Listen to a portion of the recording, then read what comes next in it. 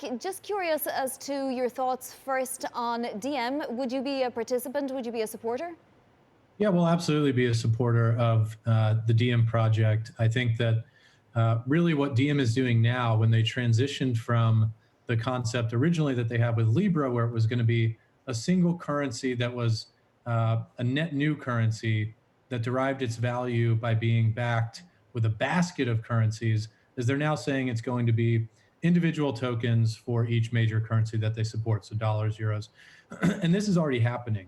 In the cryptocurrency ecosystem, we refer to these things as stable coins. And the idea is basically you put a dollar in a bank account and then you create a tokenized version of that dollar that you can move around on blockchain payment rails. And this is one of the fastest and most exciting parts of the cryptocurrency ecosystem right now. It's growing tremendously from 3 billion at the end of last year to over 30 billion now in these stable coins. And companies like BlockFi and others support them in our platform, and there's a lot of things you can do with them that are a little bit better and more efficient than the traditional financial ecosystem because you're moving them around on blockchain payment rails. And I think that's what DM will capture when they ultimately launch. So that growth is obviously tremendous, but we're still talking about a size that you can wrap your head around, right? It's not so massive that it's equivalent to gold, for example, even. So how much more do you think that could grow in what kind of time? Does it become exponential at some point? It absolutely becomes exponential. And I think that's why Facebook and the DM consortium gets the regulatory attention that it does, because when you have something like that coming to market, it could get tremendous scale very, very quickly.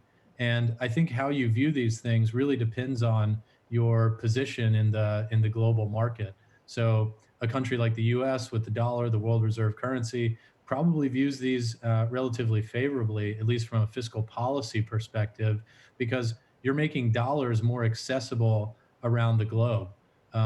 Other countries, on the other hand, who aren't doing as well currently in terms of this global currency adoption and the competition that takes place, probably view it a little bit less favorably. And you're going to see those countries be the first to create their own digital currency. So, Zac, you mentioned some of the reasons that people give for Bitcoin's rally this year. There is, of course, the idea that everything rallied since March. It was really a low point in the year for all asset classes. But is this rally in Bitcoin in particular more stable this time, and does it continue? It's absolutely more stable. Bitcoin is actually less volatile for the last roughly 6 months than all the major FANG stocks, and I believe that it will absolutely continue. You have macroeconomic factors, including fiscal stimulus as a response to the global pandemic and unprecedented levels of money printing, and also the fact that everything now in this COVID environment that's digital is preferred to its analog counterpart. And Bitcoin and other cryptocurrencies really capture both of those trends. And it's a unique investment that is both a hedge against inflation as a store of value, and something that has a venture capital type profile in terms of the return distribution and could very realistically 5, 10, 20, or 100x even from where it is today. So it's done incredibly well. If you think of it as an asset class, it's the best performing asset class of this year and of the last decade.